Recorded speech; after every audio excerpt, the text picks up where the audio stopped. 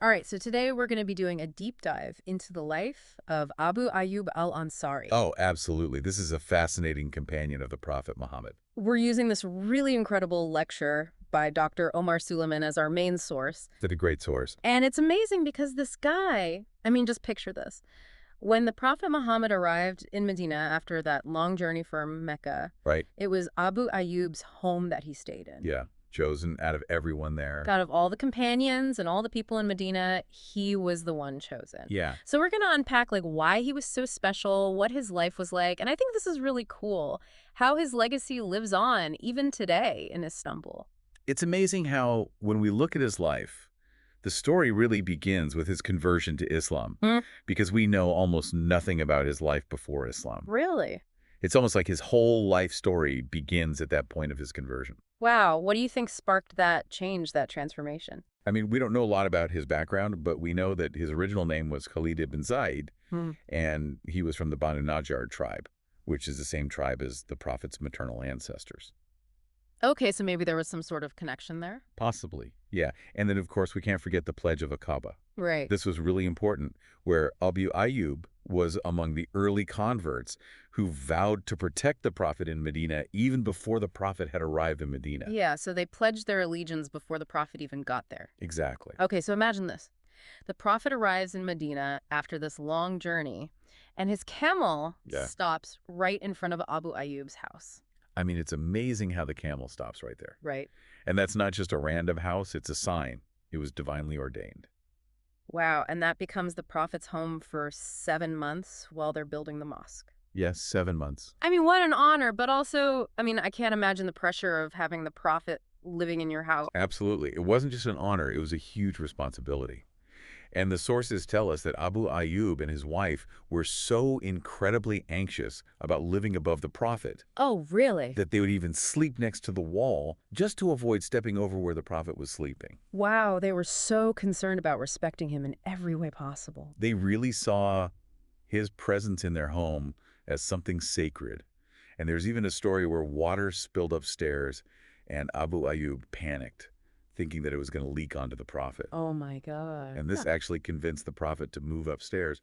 But even then, Oh, wow. they avoided walking in the middle of the room out of reverence for the Prophet. Wow. I mean, they really took it seriously, every single part of it. Absolutely. Their devotion was really incredible. Yeah, and they would send food to the Prophet every day, and they would actually wait for the leftovers to come back so they could see what the Prophet had eaten, and then they would eat from the same part of the dish. Right. They wanted to connect with the Prophet on every level. Wow, and speaking of food, there's that miracle where the Prophet fed 160 people from a meal that was only meant for 4 people. Yeah, that's the concept of barakah, that divine blessing in Islam. Wow. I mean, Abu Ayyub saw that firsthand. He was there. So this guy, it wasn't just about hosting the Prophet. He was a man of action. Oh, absolutely. Yeah. He was known as the caretaker of the mosque. Really? Yeah, and he was the first one to throw hypocrites out when they mocked the Prophet in the mosque.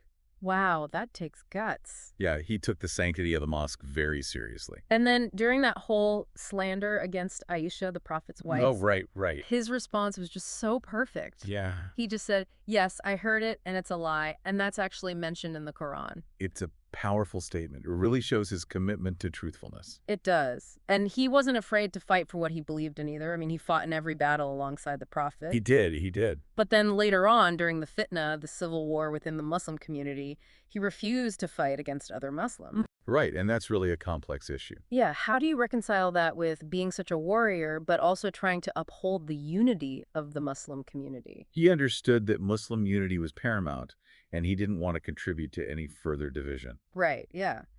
And his generosity, I mean, this is legendary. When he traveled to Basra, Abdullah ibn Abbas, the Prophet's cousin, insisted on hosting him in the exact same way that Abu Ayyub had hosted the Prophet. Oh, I love that story. And he even gave him 40,000 dinars to pay off his debts. Right. Ibn Abbas was so touched by the way that Abu Ayyub had treated the Prophet that he wanted to reciprocate that same level of hospitality. Wow. It's beautiful, that kind of paying it forward, right? Exactly. It's a beautiful example of how these early Muslims treated each other. Yeah. And Abu Ayyub also spent time in Egypt and Syria, always making sure that the prayer was established on time. Right. No matter where he went, he was always a leader in the mosque. Okay, so then His final journey took him really far from Medina to Constantinople, which is modern-day Istanbul. Yeah, that's right. And he was on a campaign against the Byzantines when he died. He died while striving in the path of God.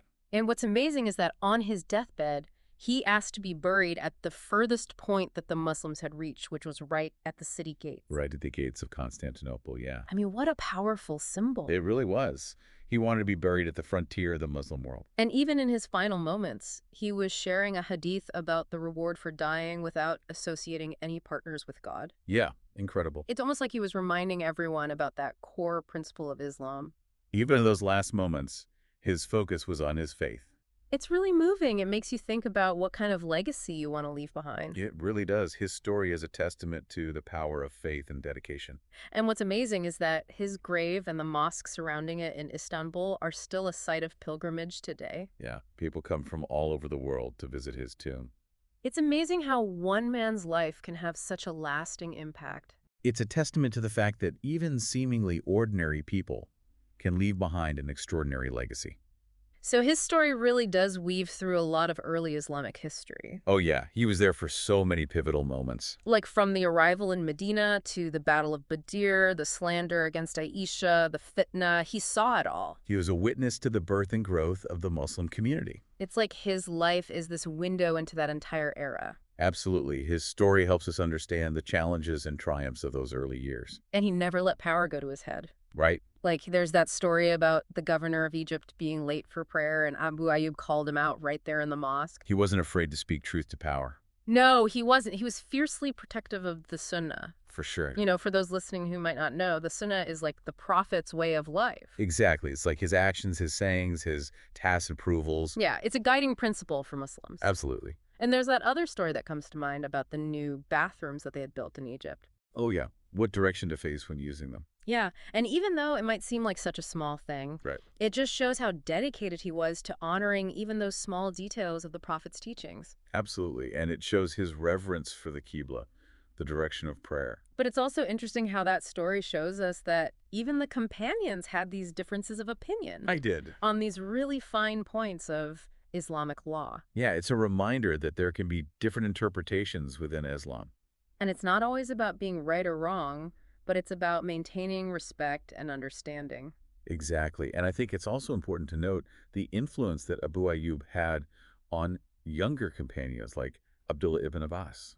Right, he had a real impact on them. He did. They looked up to him for his piety and his knowledge. So it wasn't just about his age or his status. He was about his character, his example. Yeah, he really embodied the true spirit of Islam. And it's interesting how his story comes full circle.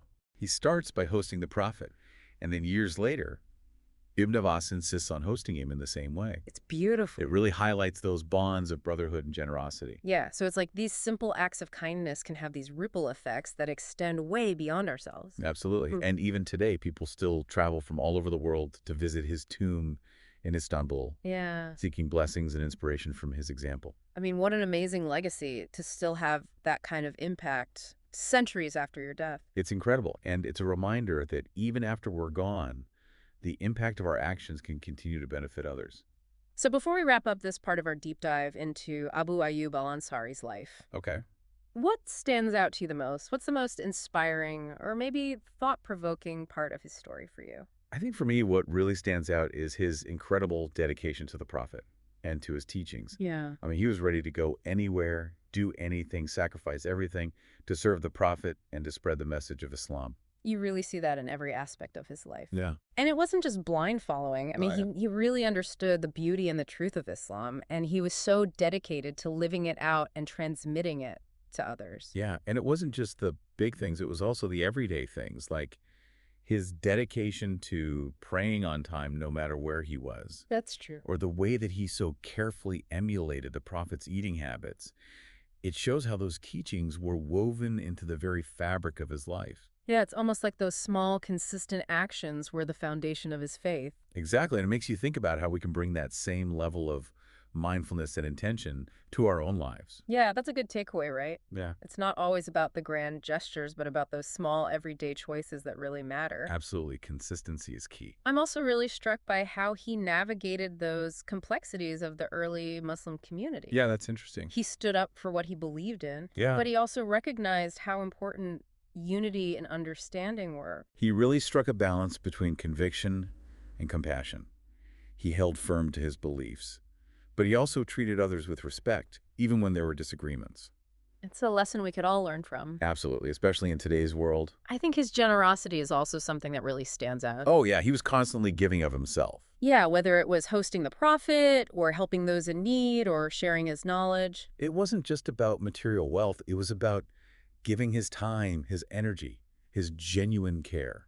So thinking about all of that, what do you think Abu Ayyub's life tells us about the importance of hospitality, loyalty, and unwavering faith in Islam? I think his life is a powerful example of how those qualities can shape our character and leave a lasting impact on the world.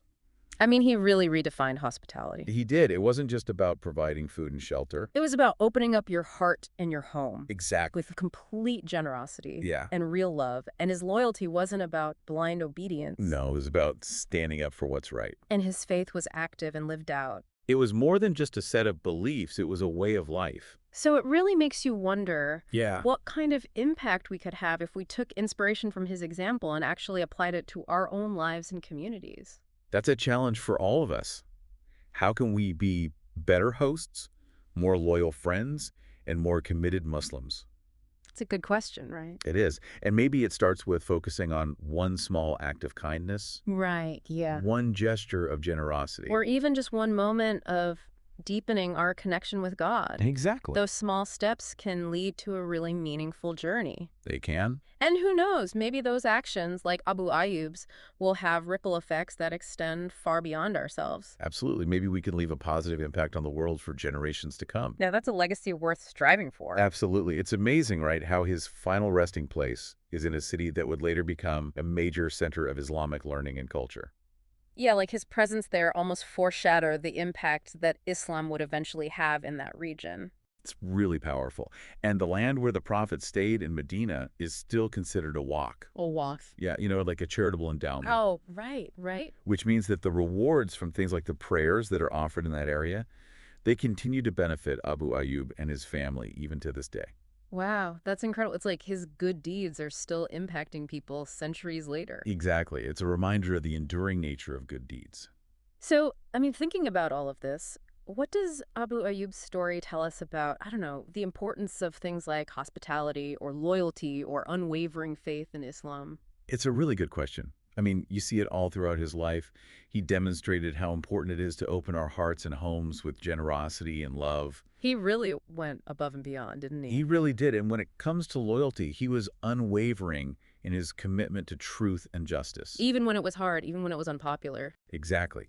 And he didn't just talk about faith. He lived it out through his actions, constantly striving to embody those values, even when he was faced with all kinds of challenges. His life really does mirror the early Muslim community's journey in a lot of ways. Right, starting from those humble beginnings in Medina all the way to, expansion and influence in places like Constantinople. Yeah, and he was there for all of it. He experienced all the ups and downs. He really did. Even, during the fitna, the civil war. Oh, yeah, that was a really difficult time. He still tried to maintain the unity of the Ummah, the Muslim community, even when there was so much division and conflict. Right, and he had to make some really tough choices during that time. Like fighting on Muawiyah's side after being a supporter of Ali. How do we reconcile that with all of his, piety and his commitment to the Prophet's teachings? It's definitely a complex issue. The fitna was just such a turbulent time.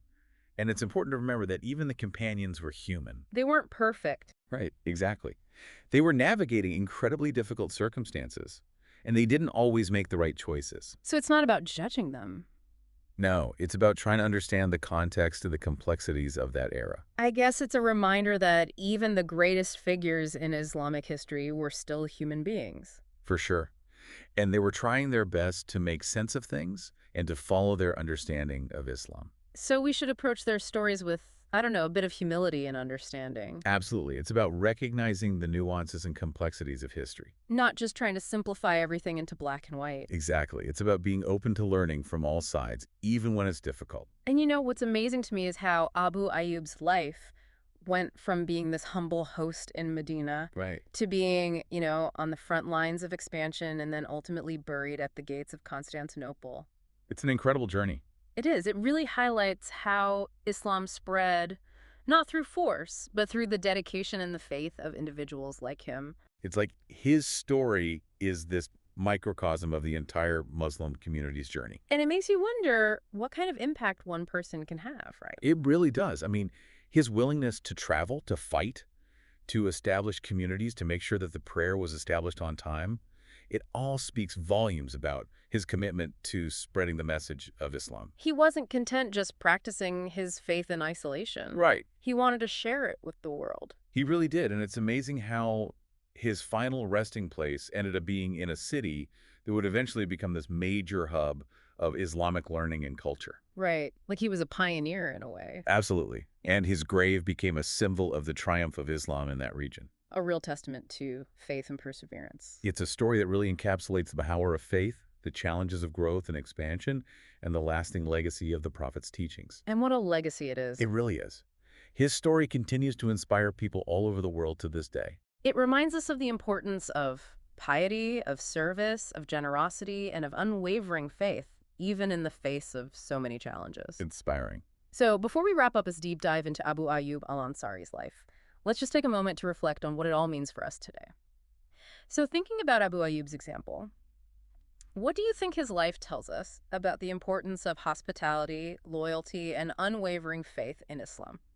I think it's a really powerful example of how those qualities can shape a person's character Yeah. and really leave a lasting impact on the world. I mean, he redefined what it means to be hospitable. He did. It wasn't just about, giving someone food and a place to stay. Right. It was about opening your heart and your home with this complete generosity and genuine love. Absolutely. And his loyalty wasn't just blind obedience either. No, it was about standing up for what was right. Yeah, he was unwavering in his commitment to truth and justice. And his faith, it wasn't just a belief system. It was a way of life. He was constantly striving to embody those values. Yeah, even in the face of adversity. So it makes you think, what kind of impact could we have Right. if we took inspiration from his example? Yeah, and actually try to apply it to our own lives and communities. That's a challenge for all of us, isn't it? It is. How can we be better hosts, more loyal friends, more committed Muslims in our own unique ways? I think that's something we all need to reflect on. Yeah. Maybe it starts with focusing on just one small act of kindness, Right. one gesture of generosity. One moment of deepening our connection with God. Exactly. Even the smallest steps can lead to a really meaningful journey. And who knows, maybe those actions like Abu Ayyub's Right. could have these ripple effects Yeah, that extend way beyond ourselves absolutely. and leave a positive impact on the world for generations to come. That's a legacy worth striving for. It really is. Well, thanks for joining me on this deep dive into the life of Abu Ayub al-Ansari. It's been an incredible journey exploring his story, and hopefully we can all take something away from his remarkable example. Absolutely. It's been a pleasure.